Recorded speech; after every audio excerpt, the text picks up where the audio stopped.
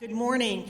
We're delighted you're here with us today. I'm Marcia Latta. I serve as Vice President for Advancement here, and we want to welcome you to our first ever luncheon, Fridays at Findlay. Many of you have come to the series before and know that we normally do this as a breakfast gathering, and for a number of reasons, today we had to flip it, and so we welcome you and your flexibility in joining us for the lunch. Before we get started with the program, I do want to say a very special thank you to our sponsors of the program, Premier Bank. So please join me in thanking our Premier Bank friends. We appreciate your support and for all that you do on this. It gives me great pleasure today to first introduce a current University of Findlay student athlete, Lauren Hapgood, to give the invocation. Many of you know, and some of you probably are not aware, that we have, I believe the current count is over 700 student athletes here on the University of campus. And I will tell you, no matter what sport they play, I find these students to be focused, committed. They not only love their sport, they love their teammates, are supportive there.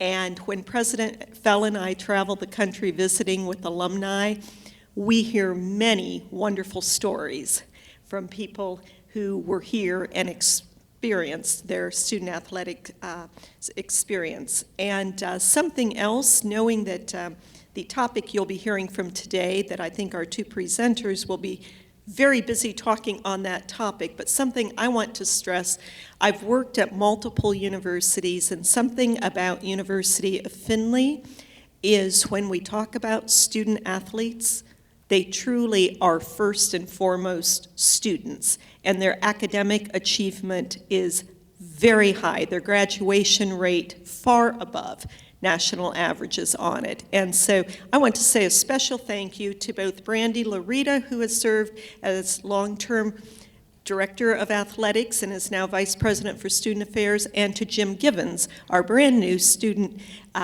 our athletic director, but he has played an integral role in the athletic and student success of our student athletes for many, many years. So a giant thank you to both of you. So at this time, Lauren, please come. Lauren is from Oakwood, the Oakwood near Dayton, Ohio. So she's from the Oakwood-Dayton area. She currently plays on our women's basketball player as a senior guard. She is in her fourth year majoring in pharmacy here. So she'll share a few reflections and a prayer. So thank you, Lauren.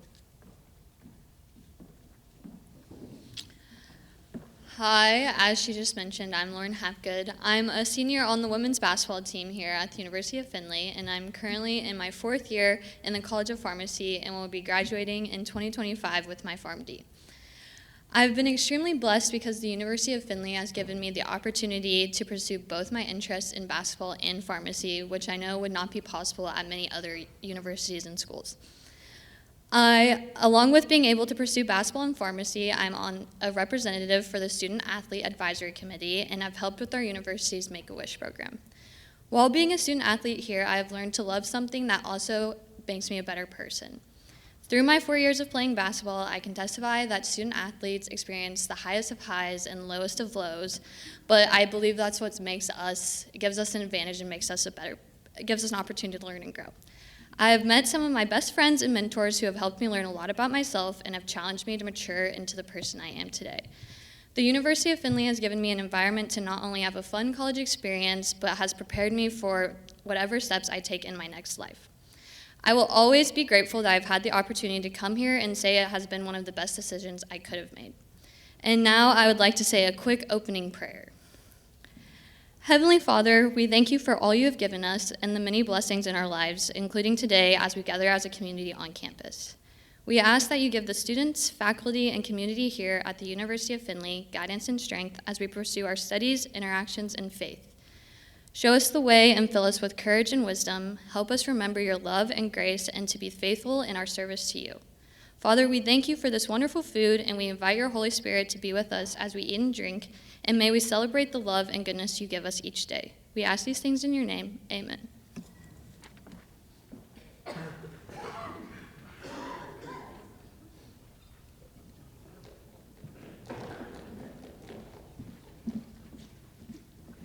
Thank you. I love it when our students pray, and I ask them to pray for me every day, so please continue. But I want to add my thanks to that of Marcia's for the Premier Bank and its loyal, ongoing support for this program. Our stars of the day are walking on stage even as I speak. The world of sports in America today is filled with intense fans, rowdy opponents, hardworking players, social media branding, billions of dollars, and plenty of opinions. Today we have it's no secret that athletics, whether that's high school, college, or the pros, is an exciting, heavily debated, and ever-changing place to be.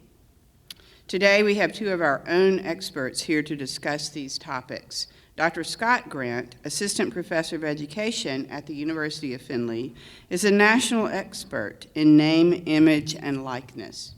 Scott is a former high school teacher, coach, athletic director, and school board member. He previously worked in the athletics department at the University of North Carolina in Chapel Hill, developing leadership and personal branding programs for coaches and student athletes. Scott also owns the consulting companies Triple Threat Leadership and NILeducation.com. He has spoken at 400 or more schools, and last year was the lead NIL educational speaker at the National Athletic Directors Conference. We're very pleased to have Scott as one of our own, back where he belongs. Also with us is Mr. Jim Givens, University of Findlay Director of Athletics, who is a former Major League Baseball player and dedicated instructor and mentor for thousands of student athletes. Jim played as a middle infielder in the Detroit Tigers organization from 1991 to 1996, and then joined the university as our head baseball coach. In his 25th year with the Oilers, he oversees all athletic programs, including 22 varsity sports. Jim has raised more than $1 million to support Findlay athletics through initiatives such as the Oiler Golf Classic that he helped to launch in 2002.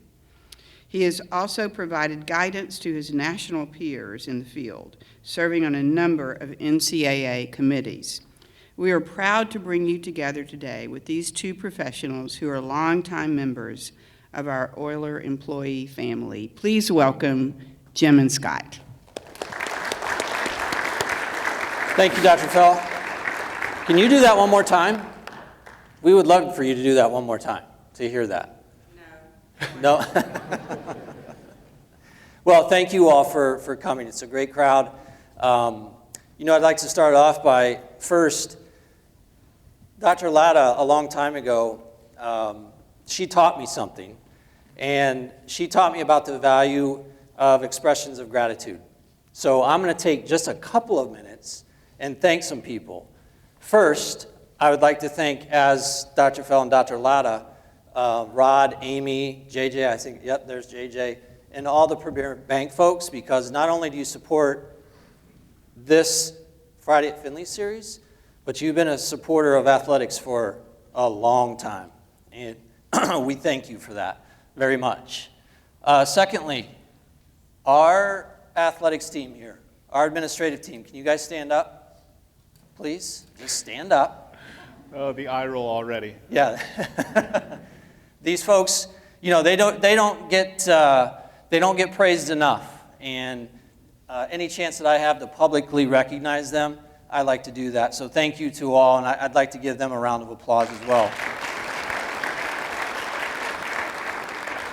Our student athletes that are here, stand up, Serena. Lauren, by the way, great job. Lauren, when I asked Lauren to do it, I thought she was going to pass out. And she said, you know what? I'm going to do it. It's one of my biggest fears, and you did awesome. So thank you. A round of applause for our student athletes. Thank you so much. I hope that we give you something to think about. I'm pretty sure this is probably going to be an 80-20 thing here because he's the expert. He is amazing if you haven't heard him speak before. So I'm kind of just on the riding his coattails. But we're going to have some fun questions at the end. So please ask if you have a question. Yeah, absolutely. And again, thank you all for coming today. When Dr. Latta asked us to do this, so I was actually Jim's grad assistant in 2004. So I was thinking, man, I don't know if Jim and I on the stage together is probably the greatest idea. But his wife has helped raise our kids, so coming back and having the opportunity to do this is absolutely amazing. I wear the colors very differently. My parents are Oilers. I graduated from here. I met my wife here. Findlay has given me probably everything that's been amazing in my life. So always super thankful for that opportunity. What we're going to try to go through a little bit today, and I always tell people, this is kind of like a fire hose, right? Because it comes fast and heavy, and there is way too much. I could stand up here and I could show you examples and go through all kinds of different things for 4 hours, and it still couldn't be enough. So we're going to try to nail this down to 45 minutes. The way in which we're going to structure it a little bit is, I call them NTKs, right? So need to knows. Some certain things that people often, when anything occurs in athletics, people usually like to say, oh, this is happening, and they don't really understand some of the issues behind it, some of the reasons why it's moving that pathway, but you're messing with two things that are very important to people, and that's sports and money, okay? So as that trickles down, it's really important to understand some of these pieces, and we'll kind of roll through a little bit of that. We're going to talk about some revenue generation piece, some NIL, and then also a little bit of sports gambling on the side as that continues to increase and become part of everyday life. I always give people a little perspective disclaimer. So I'm a former high school AD coach, worked in athletics at the Division I level, and now primarily what my focus in NIL is in high school NIL. And I had a couple conversations earlier, and they're like, high school is, like NIL is allowed in high school? And that's part of the issue, right? In sports, it usually trickles down, and it moves into all these different patterns.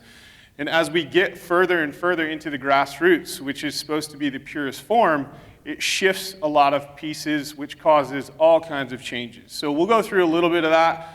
I also tell people, I don't ever take a stance, right? So on NIL, like I'm not up here saying this is a good thing, this is a bad thing. I don't do that. That's not my job. My job is to help people understand what that kind of looks like. So we're going to roll through a couple of those pieces. I have a timer, so we're ensured to allow some question and answer. And please, if you have things that you want to ask, et cetera, feel free. I mean, you can say it during. We're completely good with that. So I'm going to kick it over to Jim a little bit, talking just about all of this is driven by revenue from some perspective. So with our first NTK, it's going to be a little bit about revenue acting as the driving force of all of these changes that continue to occur at pretty much every single level.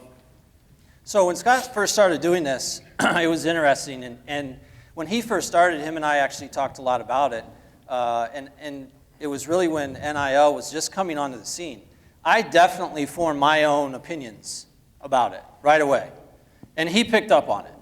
I was very, very negative. Very negative. I did not believe in it. I didn't like it. And Scott comes along and educated me a little bit, and I won't say if I still don't like it, I don't, but with what you're going to see today, it makes sense. It does. It makes sense. It's scary. It's really scary, but it makes sense. So we all know that the revenue being generated by both college and professional sports is incredible. It's a multi-billion-dollar industry. If you look at what's going on right now, we are now seeing baseball players, 9-year deal, $400 million. Think about that. In 1993, I was in my first big league camp. That was a time when Cecil Fielder, anybody remember him? Cecil Fielder, Big Daddy? Yes, in the back. He received the largest contract at the time, 4 years, $16 million. That was in 1993. Now, you can say that it's been a long time coming, but $400 million? I mean, are you kidding me? $400 million. That's crazy. So, money is the piece. Money is the big piece. We all understand that, right? It drives everything that we do. Here's the problem that I have. When you think about athletics, no matter what level, what's a word that you always hear associated? You hear it on TV from broadcasters. You hear it in the locker room from coaches. You hear it from players. It's culture, right? You guys. How many times have you heard culture? A lot. So, what is culture? Culture can be defined many ways. To me, it's simple. It's what we allow, right? It's what we as leaders, whether you're a captain on a team, or you're leading the organization. It's what we allow. It's that simple. And this is getting away of culture. This is affecting culture. Look at what's going on. Scott's got some really good examples where you will see that's the case. NCAA, $1.15 billion in 2021. That's a lot of money. That's a lot. I wish we got a little slice of that. $1.2 billion in TV revenue alone. 11.42 increase since 2012. That's a lot. That's a lot. March Madness. Any of you know March Madness alone? How long does that go? 2 weeks? Maybe a little bit longer. 3 weeks? Funds 87% of the NCAA, all levels, from that one tournament. Now, that goes away, what happens? We hear recently what the NCAA is doing, what the FBS wants to do in terms of, do we want to split? Do we want to break away?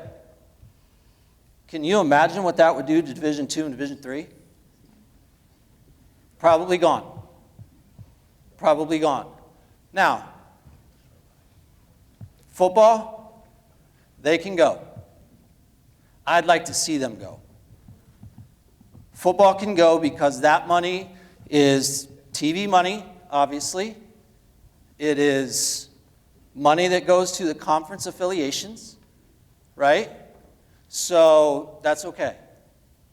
It doesn't go to Division II or Division III. March Madness does. So we need that to keep happening. This will put it in perspective. Ohio State football, they net $6 million a game, home game. Why do you think they play 7? Do the math. That alone, Gene Smith has publicly said this, their director of athletics, that funds their entire department. That's crazy. That's crazy. That's how much money is being kicked around. And a lot of the shifts that you start to see because this money continues to grow, right? Anytime you make money, you don't want to lose money. So as money increases, you want to continue to try to increase that money.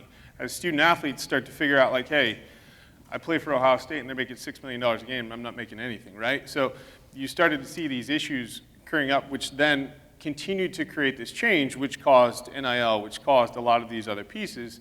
It's not like, hey, this happened last year, right? This has been around for a long, long time. It's just continued to increase to these astronomical figures that now it's like, holy smokes, what are we doing? So, revenue we've determined is the overarching, that's what it's all about. That's the overarching issue. So these numbers right here, $271 million. Anybody know how many NCAA, FBS, SCS schools there are in the country? Any guesses? Come on, Rod. Division I, FBS, FCS. 229. Good guess. Good guess. 229. Out of those 229 schools, Oregon, their revenue was $271 million in their entire athletic department. Ohio State, 15.2. They were 5th. Kent State, my alma mater, had to put that on there. Because we had to have the golden personal. flashes. It's between Rod and I here. So Kent State was a minus 19.3 million. You think about that. Division I, Mid-American Conference. They lost $19 million as an athletic department. Dr. Foe, if our sheet looked like that, what would you say? Competitive poetry. I love it. I love it. And as typically happens, Kent State finished on top of Toledo. Again, Minus 21, Again, minus 21 million. a personal jab, but, Yeah. And the last one, you flipped too soon. oh, sorry. The last one, minus $48 million. Now, why can James Madison, why can they survive? Why would you think? At minus $48 million a year, they are losing. How do they survive? Endowment. 100%. Where does that endowment come from? Fundraising dollars, right? We're going to talk a lot about fundraising here in a second. So, really interesting stuff. You can find this list. Now, one other thing. I'm sorry, Scott. Go back one. Those numbers include head football coaches only. You take those out, those 18 that finished in the black now jumps to 36. It's something else that's amazing. One person's salary. Think about that. The numbers are incredible. The interesting piece, too, you're starting to see because of this, right? When you're losing financial pieces, you're always looking for ways in which you can make newer financial gain, right?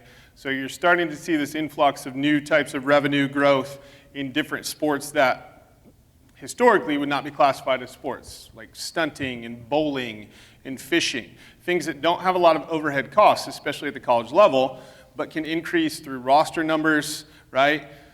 No real facility costs. If you start a bowling team, chances are you could probably get 30 kids on a bowling team. All you have to do is rent the bowling alley and pay for transportation of them, and it could potentially be a revenue gain. So you start to see, and then that last one is probably the one that's shifted the most, is the emergence of esports, right? And if you have kids in high school right now, they may even be engaged in that element a little bit, but the emergence of the esport realm, especially at the Division II and Division III level. So this is Adrian College, right? They're creating spaces on campus. They're meeting a different pocket of kids. I was on a school board at a local high school who wanted to start an esports program. And most people don't understand that esports programs in high school, especially in Ohio, has been somewhat of the leaders in the space, right?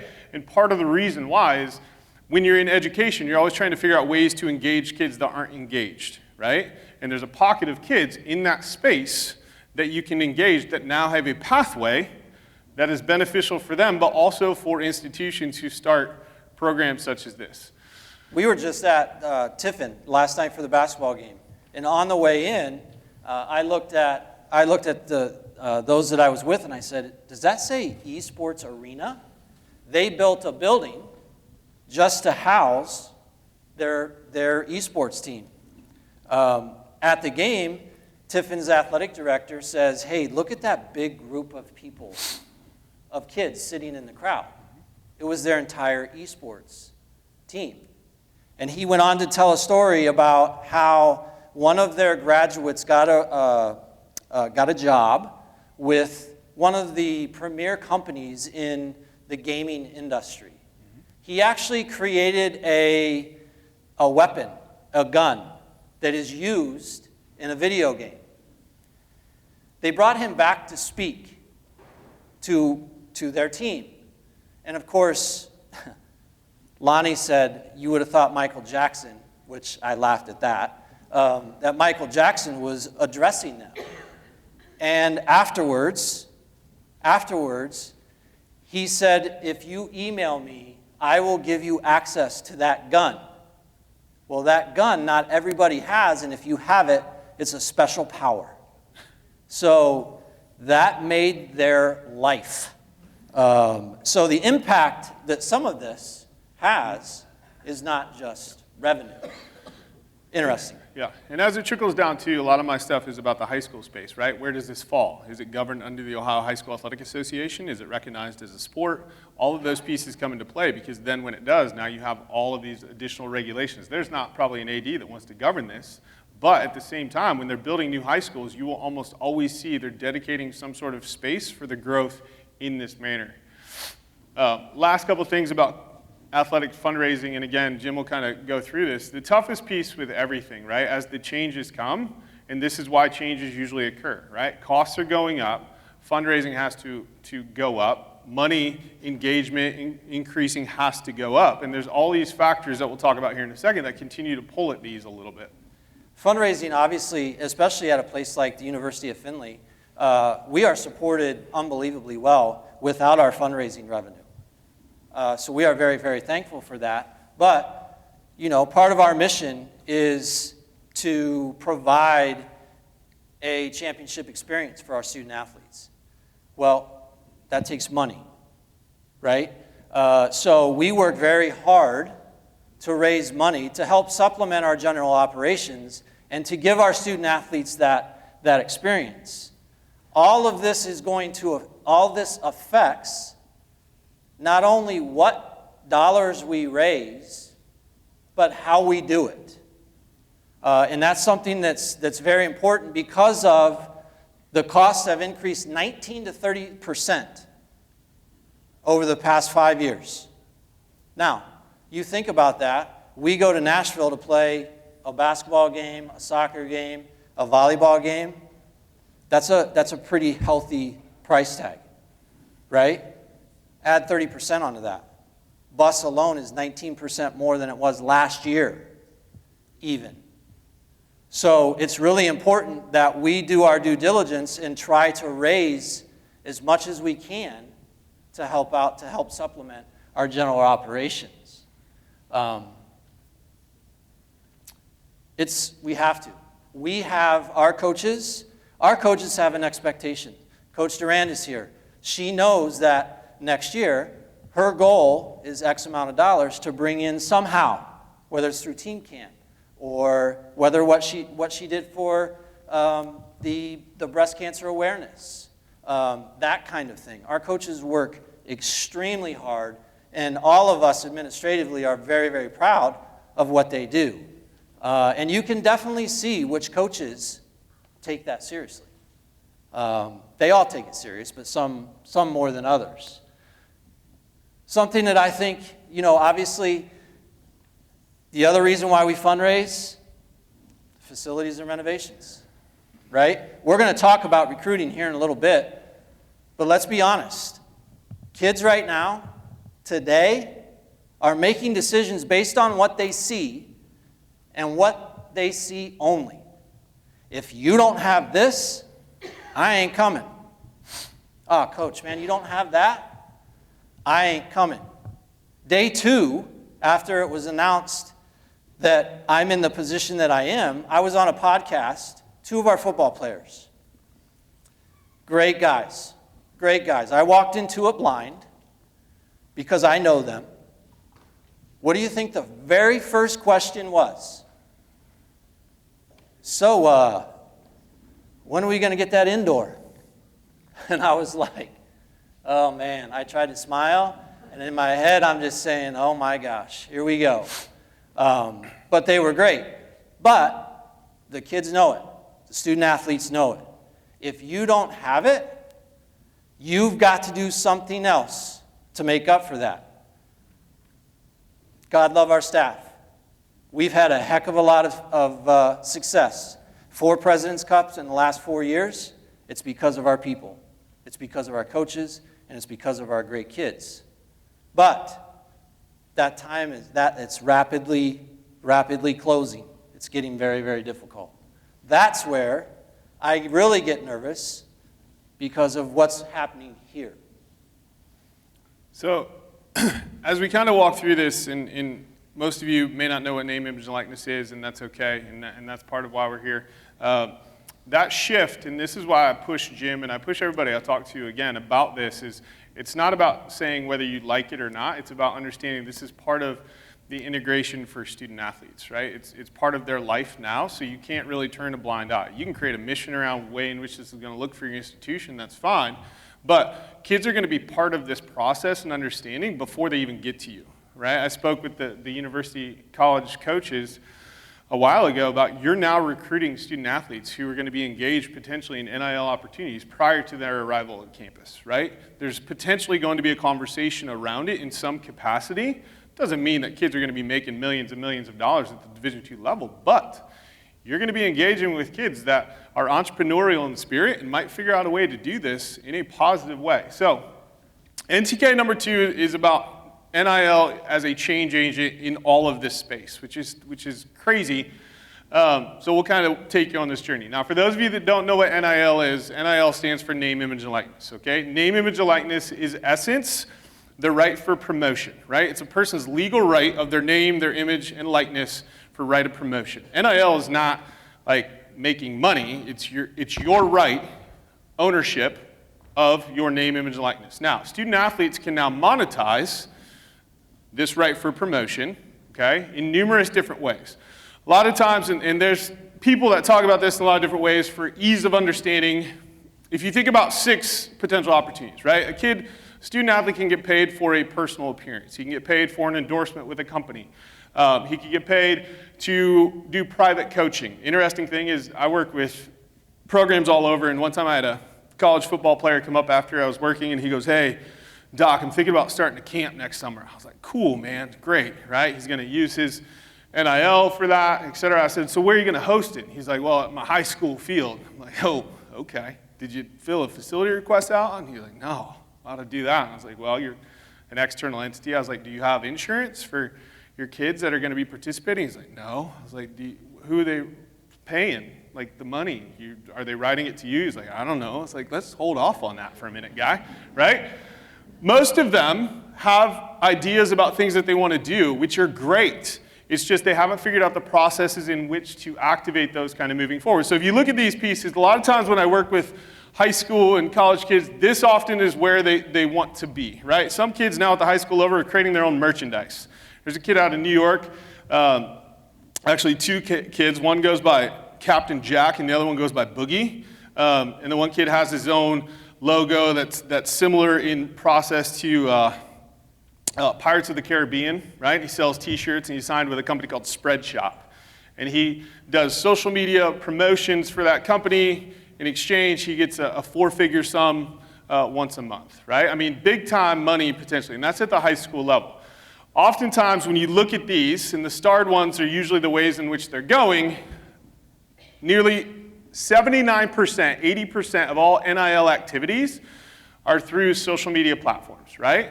And part of the reason why I never planned to get into the NIL space, but when I started Triple Threat in 2015, it was all about teaching kids social media and personal branding. No one really wanted to talk about that until NIL passed. Now everybody wants to talk about it, right? At the base root, NIL is built on all these skills that kids need to learn, et cetera, but the majority of them are executing through their social media channels. Livy Dunn, gymnast at LSU, has about, I think, almost 8 million followers on TikTok. She gets paid between $31,000 and $41,000 per post through her social media platforms, right? She makes, the first year this was in play, I think it was around $2 million, okay? She's a gymnast. LSU recreated their entire structure of what sports they were showing on Tiger Vision based on what was happening with their gymnastics. Now, she started building her brand when she was 14 years old on social media, right? All of these kids now have social media that are creating and figuring out niche ways and opportunities to engage in different patterns. It's not just the 2% that you often see, but we'll show you some of those examples. The other thing people don't often understand is NIL was actually set into motion to currently help collegiate student athletes monetize their value, right? It wasn't intended for what actually has occurred with recruitment and booster engagement. It was really about helping a kid who potentially doesn't have a pro level figure out ways to maximize their NIL during those 4 years of college, or 5 or 6, or whatever that kind of looks like, right? The biggest concern when this went in July 1st, 2021 for college athletic departments was if a business has a finite marketing budget, right, $25,000. If they take that $25,000 budget and they say, you know what, usually I give 20 to Mr. Givens and UF, I'm going to take that 20 and I'm going to split it, and I'm going to go 10 to UF, and I'm going to take that other 10, I'm going to break it apart to, you know what, I'm going to do an endorsement deal with a basketball player for $5,000 and a couple soccer players for $1,000. They're going to work that away. So a lot of these athletic directors were like, whoa, I can't have that money. Remember, the revenue piece is huge. The interesting thing, when I was at North Carolina, this was actually going into place, right? And North Carolina was one of the institutions that were actually going back against this. They were trying to push. Our athletic director was working with politicians trying to stop this legislation. And oftentimes we'd sit there and we'd talk and be like, hey, what do you think? And I'm like, man, we're getting steamrolled and we don't have anything prepared from an educational standpoint for our kids, right? They didn't understand taxes. They don't know 1099s. They don't know how to be independent contractors. Some of them are under the age of 18. They don't know that they can't sign a contract unless their parents sign it for them. Some of them are still claimed as dependents, right? There's all these other pieces that could potentially even mess up their Pell Grants, right? So there was so many different things. It's like, okay, we got to kind of scale this back. I often give this example. So anybody ever been to Chapel Hill before? Oh, you gotta love Chapel Hill, right? Chapel Hill is actually built on a hill. People don't understand that, but it's actually built on a hill. Okay, on the side of it, Franklin Street's downtown. One side's UNC, but this is the very top of that hill, and on the top of that building is Top of the Hill Restaurant, right? And Top of the Hill Restaurant actually does a ton of different sponsorship with UNC. They have the Roy Williams show up there. It's awesome. After UNC beats Duke, all the kids run from the gym all the way up the mile up the hill and they get there, right? But this was one of the concerns where if Top of the Hill starts taking some of their marketing dollars away and pushing it towards those student athletes, what happens internally? Because we still got to, produce all of the things that we do for our student athletes. So that fear just continued to engage further. The other thing people don't often understand is NIL doesn't just mean partnering with businesses, right? So this is one of my favorite stories. This is Will Ulmer. He was an offensive lineman at Marshall University. Will was a country music singer, right? And prior to NIL's allowance, he used to go by the name Lucky Bill, playing gigs downtown in Huntington, West Virginia, right? Well, when NIL passed, he can now use his NIL for promotions with those bars and sign deals. That's a good thing, right? That's a good thing. It doesn't just have to be, hey, the kid's a stud basketball player, so we're going to target them. Interestingly enough, you can't actually, NIL cannot have anything to do with a kid's athletic performance. Now, you'll usually sign an NIL deal because the kid's a good athlete, but I can't sign a deal saying, hey, if you score 50 points, I'll give you an extra $500, right? Or if I'm the local Dairy Queen, I can't sign with the stud quarterback and said, hey, for every touchdown that you score, I'm going to give you and your buddies free milkshakes. It can't be tied to any sort of athletic performance, which most people honestly don't understand. The other thing is NIL started lighting on fire because everybody wanted to be the first, right? And they were starting to now use creative approaches. So if you followed college football, this is DeColdest Crawford. DeColdest Crawford he played at the University of Nebraska, right? DeColdest Crawford was the first one to sign with an HVAC company for an NIL deal, and they used his NIL in a marketing commercial with the slogan, do you want your house to be DeColdest, right? I'm gonna be honest, super cool play on words. The video, the commercial that they created, it was bad, right? It was bad, but it wasn't supposed to be top shelf. It wasn't supposed to be amazing. It was supposed to capture a niche. HVAC companies weren't in the game, so here's the space that they can kind of live in. Part of what has occurred is that as this increased, right, it started to shift into different methods, which started to, make college athletic departments a little bit more scared. So I had a guy one time, I was sitting in a compliance meeting that we used to have, and they said, okay, we're going to give you 3 examples, 3 different schools, right? Ohio State, University of Georgia, and UNC. And they said, if a kid didn't have a pro level, which school would be the best choice for them to maximize their NIL? What do you think? What do you think? Somebody take a guess. UNC. Why? It's not the correct answer, but why? Big basketball school, right? You think that? Okay, they got they wear the Carolina blue hard, let me tell you what. Trash cans, ductwork, you name it. You can paint it Carolina blue, they will paint it Carolina blue, right? But they said, no, Carolina blue, when you look at brand, location, booster power, they hit a couple of those, but you've got Duke 8 miles away, share Main Street. You've got NC State pretty close, okay? You've got different pieces, all right? Ohio State, they say, no, it's in too big of a market, right? Football, okay, great. But they actually said the University of Georgia because they said even if your program's not that good, because it's in a location where there's not a lot going on other than the University of Georgia athletics, you can find organizations in that hyper-local focused area that you could work together to maximize and monetize your NIL, right? So it's not often what we just see outwardly. The other thing, too, is you're starting to see agents and brands, as this trickled down to the high school level, become part of the recruiting process. And I usually give a golf scenario. So most golfers that are elite often sign or utilize club companies when they're young, right? I mean, these club companies will follow them around from the age of 10, 12, 14 years old, right? So let's say a kid is a tailor-made Adidas kid, right? Their agent or their club person, who usually is part of the recruiting process, is probably going to say, hey, if you're thinking about maximization of NIL, you probably need to consider schools that are tailor-made Adidas schools, right? So if you look at it, it's like, okay, those are 6 of the top golf programs that are tailor-made Adidas schools, because you realize in the summer, these kids are wearing tailor-made Adidas stuff. They're carrying tailor-made Adidas bags. Well, those schools can't repost those pictures of that kid on their social media platform, right? Because if they're a Nike school, you can't do that, okay? And that happens all the time. So the kid's gonna say, okay, I got these, and then he's gonna say, who are the top programs? Chances are, if he has an opportunity, he's gonna look at Arizona State or Texas A&M, right?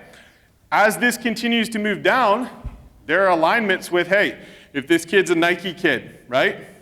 Not a lot of kids that are gonna sign with Nike, but it's an easier pathway into maximization in different manners. The other thing you're starting to see, and this is the nerve-wracking piece for a lot of people, when NIL went into play, most of the people that came directly in were the sponsors, right? Were the organizations. Those spiked, then they started going down a little bit, and what happened then were the donors were like, oh yeah, I went in this game, right? I'm gonna go. So the donors started engaging in a different manner, creating things like collectives. If you've never heard of that, I'll explain it here in a second. What people often don't understand is that at the Division I level, the average monthly NIL compensation from donors is about $1,000, right? That's a lot of money for a kid. That's a lot of money for a student athlete. At the D2 and D3 level, it's less than $100 per activity. The fear is as donors start to integrate and utilize their financial means to support student athletes directly, guess who potentially is concerned they're going to take a hit?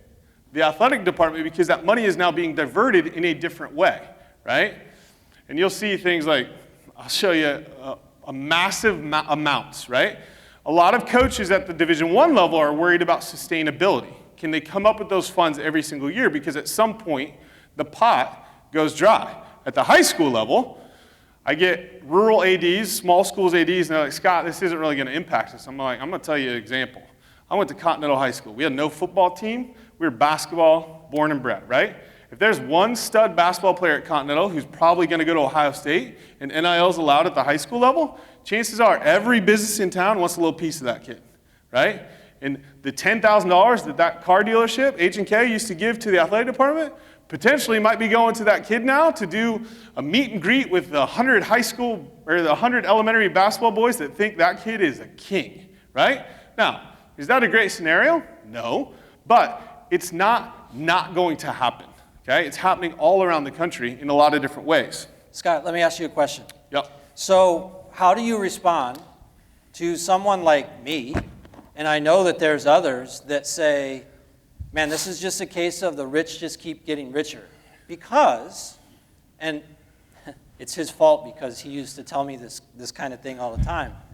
He worked at the University of North Carolina. He was the director of operations for golf.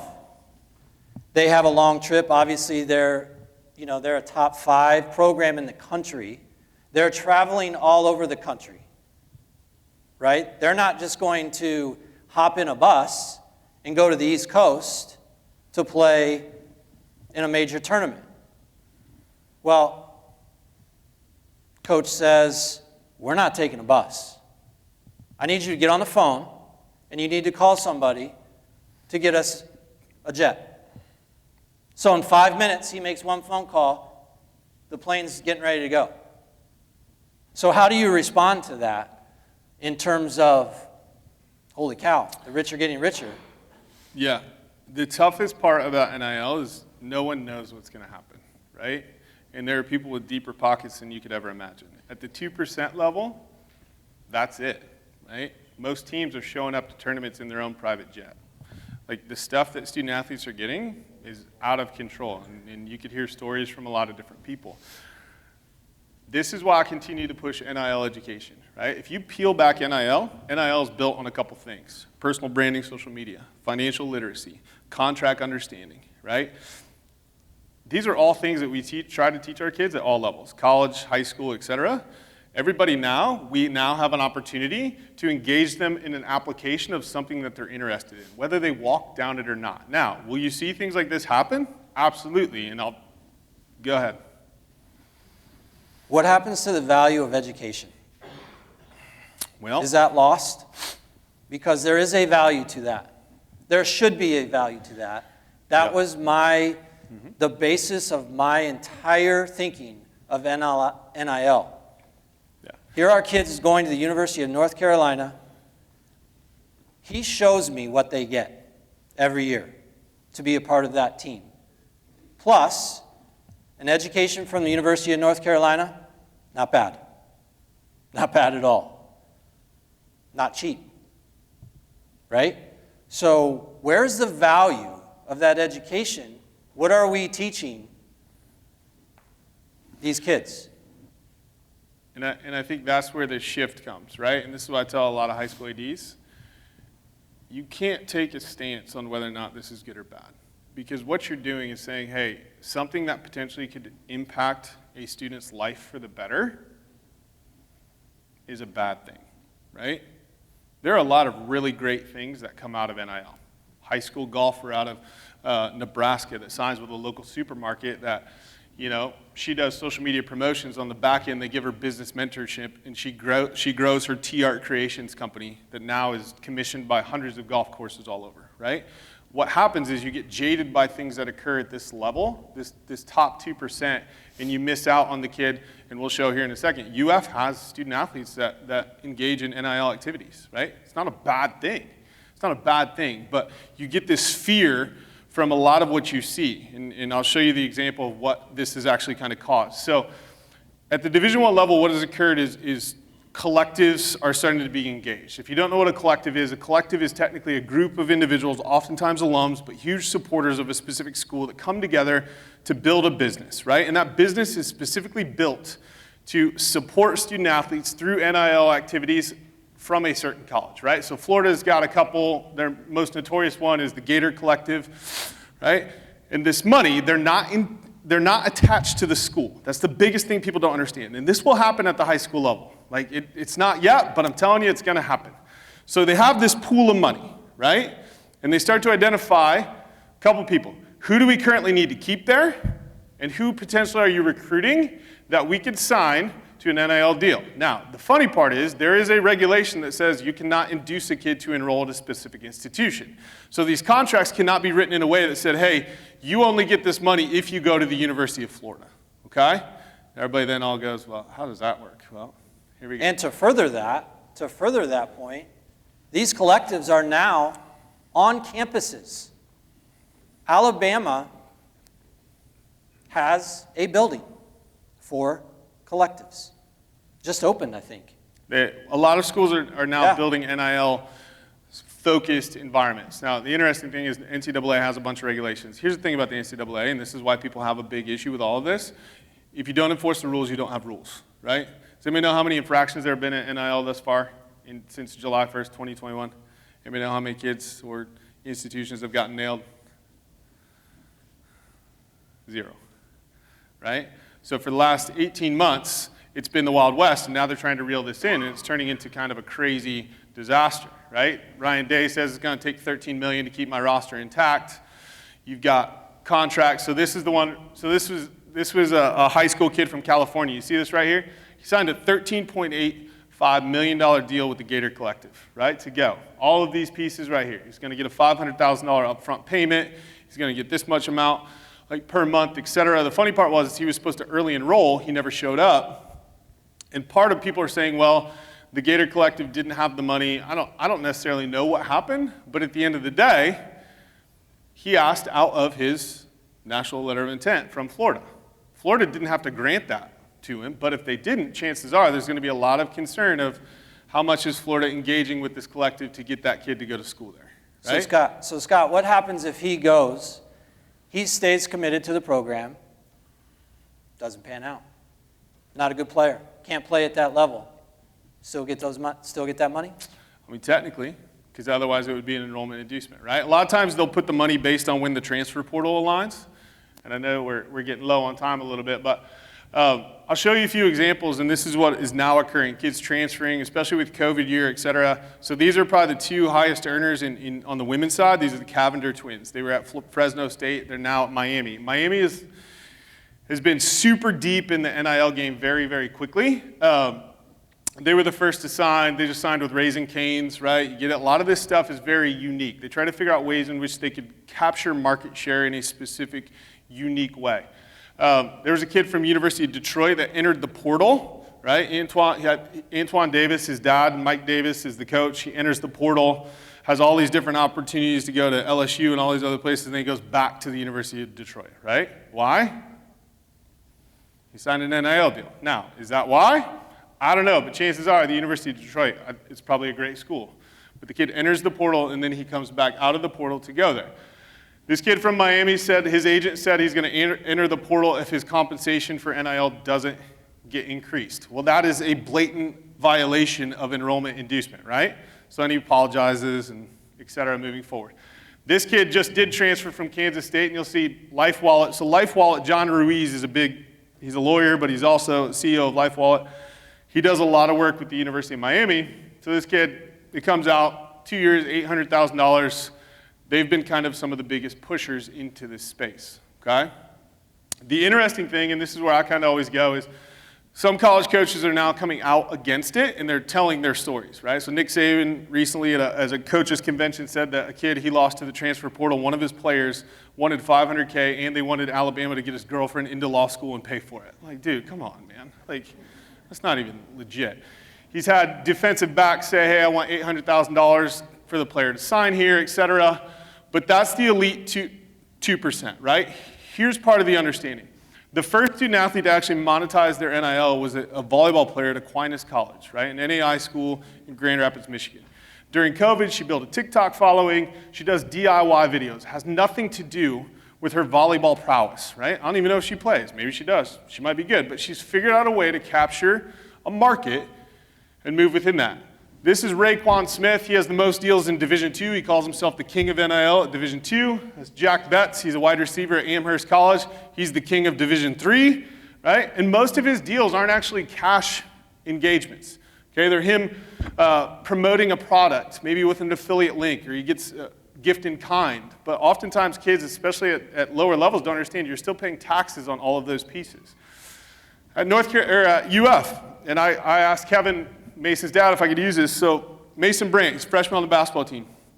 He signed an NIL deal with a law firm, I think in Columbus Grove, whose owner is formerly from Lipstick. And if you go through and you talk about it, the firm's purpose in drafting the contract was to support Brandt and inspire young athletes in rural Northwest Ohio. Mason's an amazing kid, right? I don't know how much he got out of this contract, but it's a good thing, right? If it paid for his books, I don't know what it is. But at the end of the day, they're using him in some promotional material. This is a good thing. It can be a good thing. We have 4 right now at the University of Findlay. We have 4 NIL deals. 3 of them are camps. Derek, correct me if I'm wrong. 3 of them are camps, and 1 is Mason. That's what we currently have. Yep. And some of you may have seen this, the kid recently, he was in a Super Bowl ad. He plays for Lake Erie College, right? Dearness Collins. He's the kid from the Popeyes meme when he was little, right? And now it's from memes to dreams, right?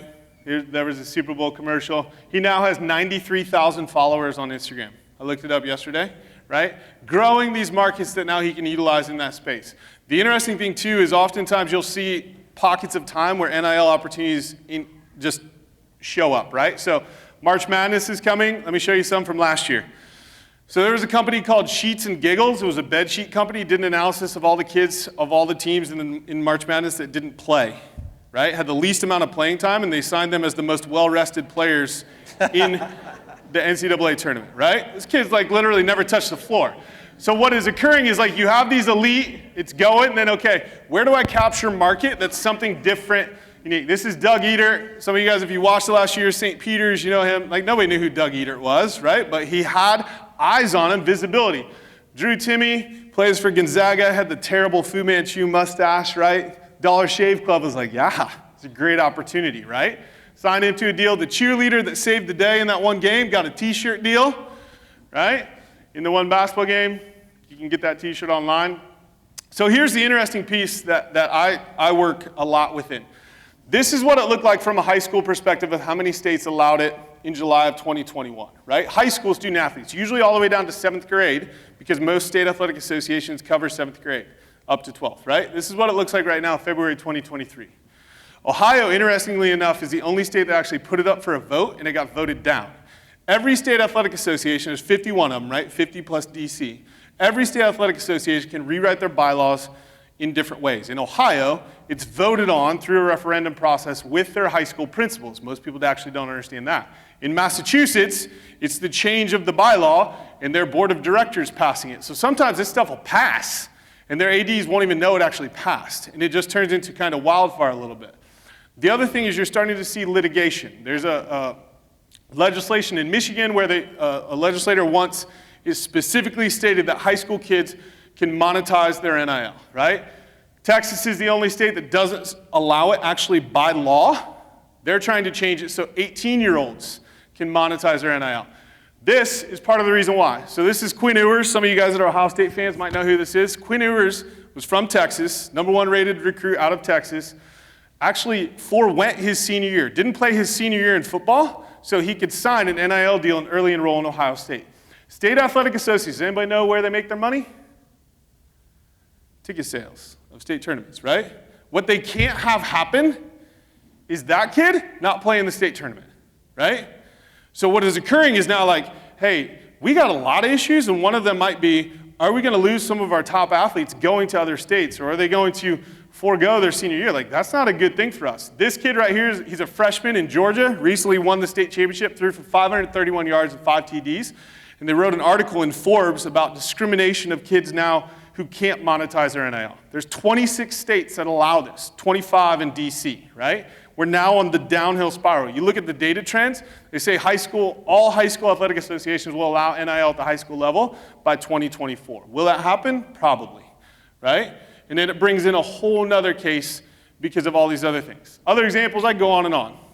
A bank signed with, this is the first one in Minnesota, signed a high school soccer player. She's going to represent financial literacy within the community.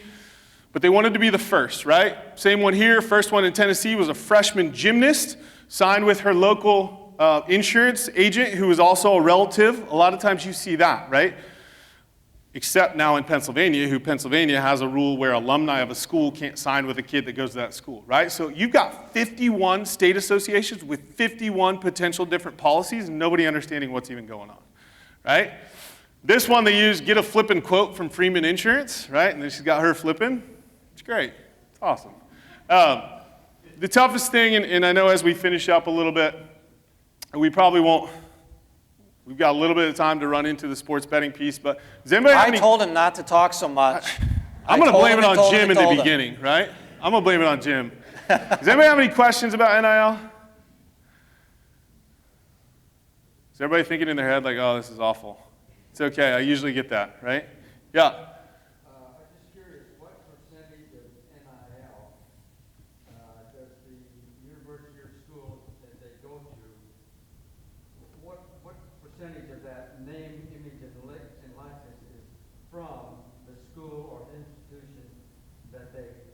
Schools and institutions cannot make any NIL money off of an NIL agreement with a kid. So like schools cannot have any part of that, and that's what people don't really understand, right?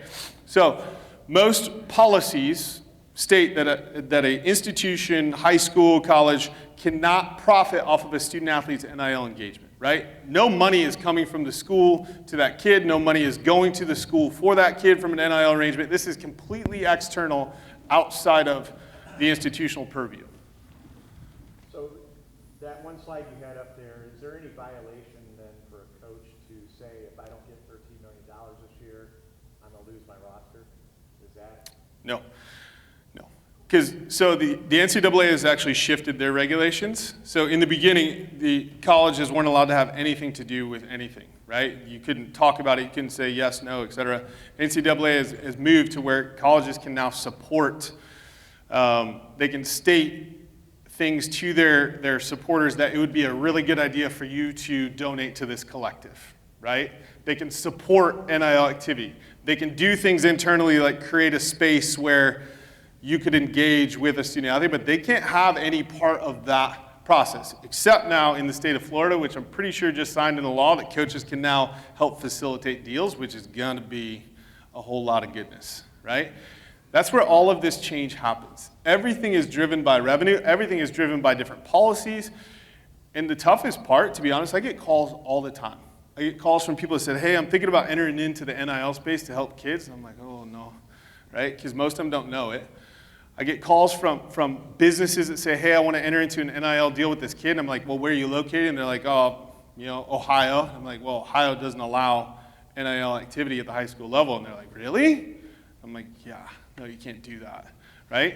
Kids are starting to not play 3 sports or 2 sports because if I'm a stud football player and I play basketball and baseball and I'm just okay, as soon as I take that last snap on football, I can sign an NIL deal because I'm not under the purview of the OHSA anymore. It doesn't matter to me, right? So you're starting to see a limit of the amount of kids that are potentially playing other sports that have NIL opportunities. There are fingers going all over the place that it's so hard to kind of understand. And really it's just about educating everybody and figuring out how does this work within. Because schools can only do one thing, and that's the one thing that they're great at, and that's educating.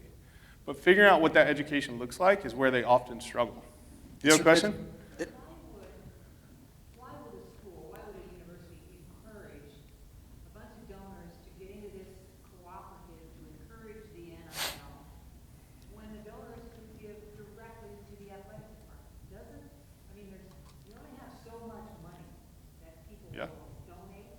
Yeah. So if they give it to the NIL, the athletic department. The honest answer? I understand why the university Like 100% honest answer. At that level, if you don't win a national championship, you're gone. You don't win a national championship unless you got the best players. The best players getting paid a lot of money. I mean, a lot of people say all NIL did was just take the money that was under the table and put it on top of the table. Now when they make rules, they just put it back under the table, right? I'm not saying that's what's occurring, but coaches that don't win national championships at the Division I level, and no offense, like fandom 101. Some of you guys go to like sporting events all the time. You are a diehard whatever. That's part of it, right? Your team doesn't win, you get pressure.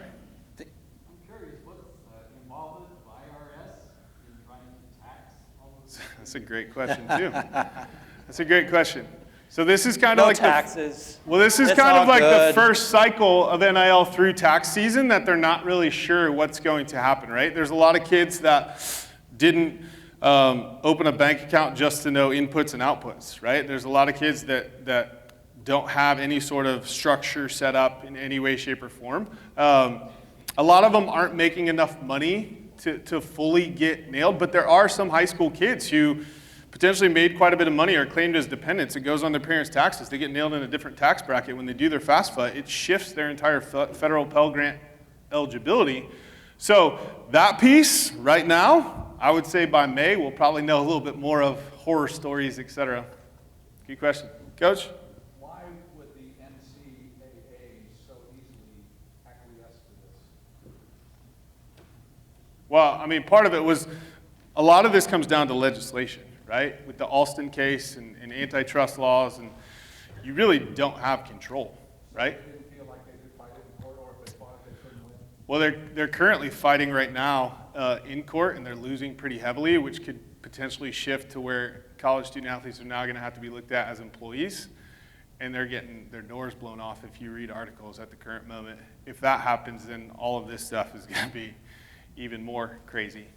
A lot of times, and this is when I talk to state high school athletic associations, anytime they put in this policy, right, there's a compliance factor to it. Most state athletic associations have very limited compliance resources. There's not a single high school that has a compliance officer other than an AD who already has way more stuff on its plate. A college compliance person, you're trying to check for a certain element, but you can't overstep your boundaries. The NCAA and... Just stop. Okay. So on that note, let's just hold this right here. What I'm going to do is I will wrap this. I know some of you need to get back to work. Some of our students who are up in the balcony have already left to attend classes or work, etc. But I also know we have people in the audience who probably would love to stay for another 10, 15 minutes and hear need to know number 3 or wherever we are, as well as answer any other questions. So why don't we do that, okay? And as we wrap, first off, join me in thanking these two gentlemen.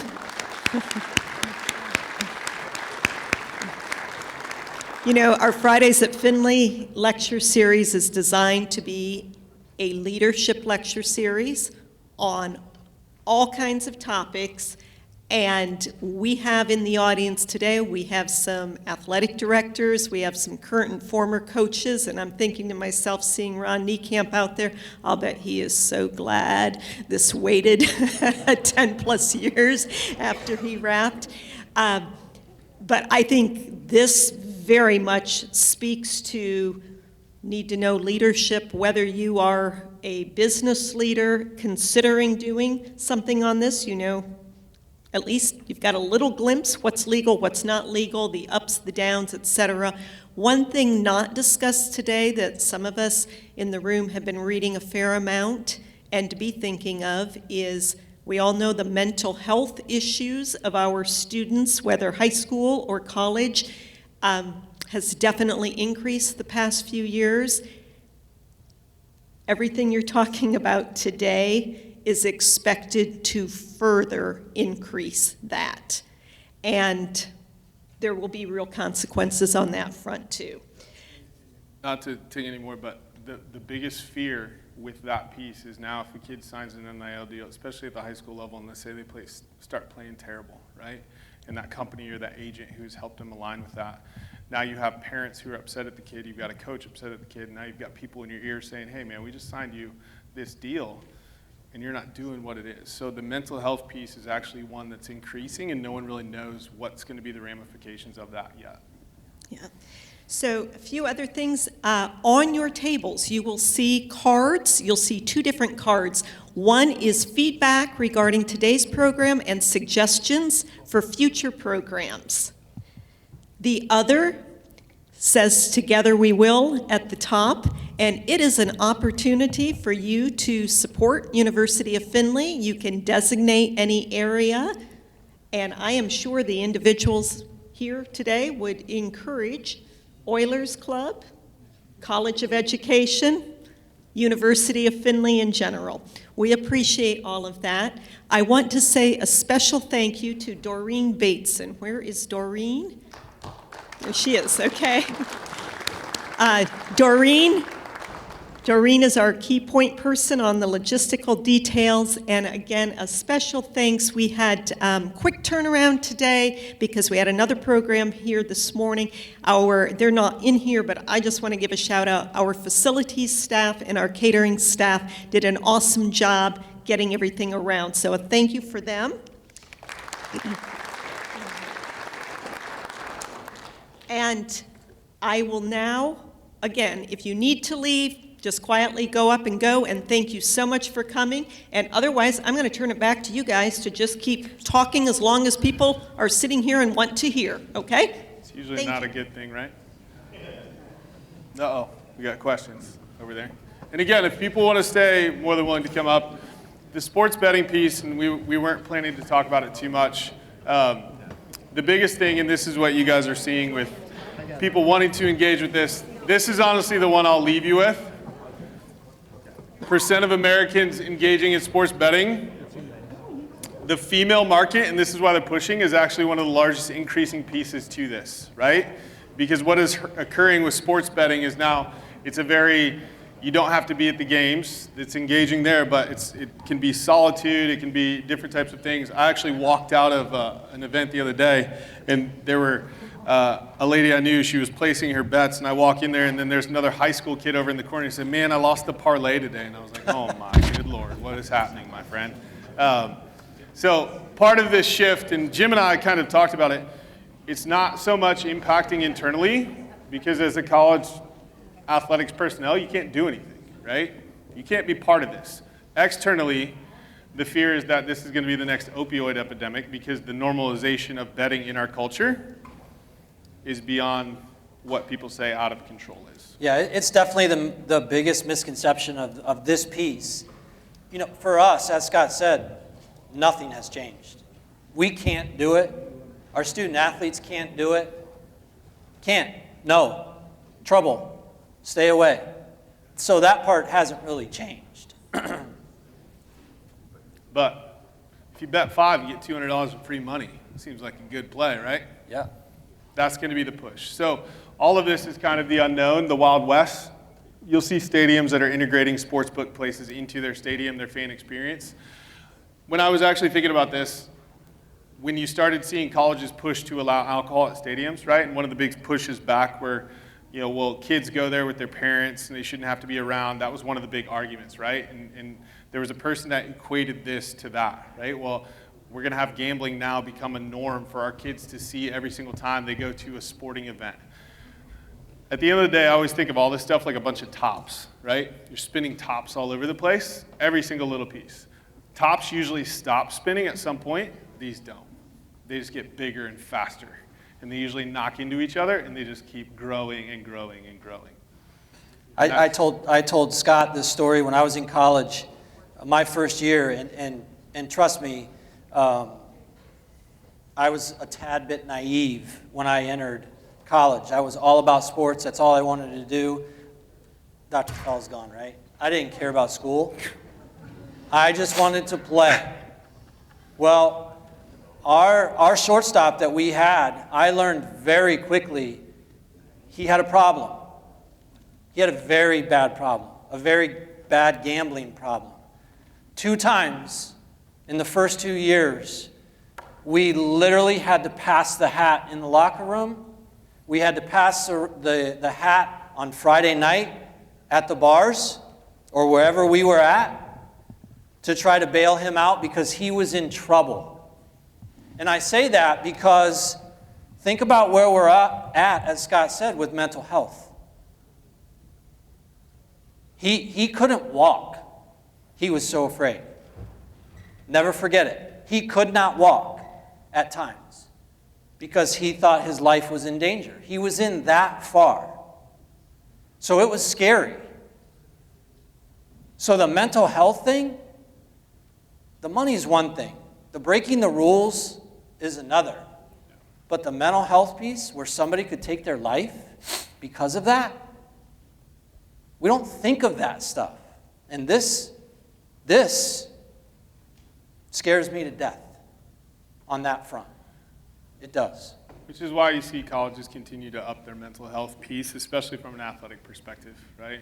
And I'll leave you with this last thing. So Dayton's head basketball coach has come out quite a bit and spoken against the negativity of gambling because his players had gotten some threats, right? People will bet on these teams, they don't win, and then you get upset, right? And technically there are people crazy enough that don't have the mental capacity and they make threats to these kids, right? They're 18 to 22-year-old kids playing a game. And we've normalized that it's okay to put massive amounts of money on those games, right? I'm not saying it's right or wrong. I'm just saying the offshoot, those latent functions that sometimes we don't think about happening are continuing to increase. And again, those tops, they're just getting faster and faster. So, not to end on a sad note, Yeah. But thank you all for coming. And again, question, yeah.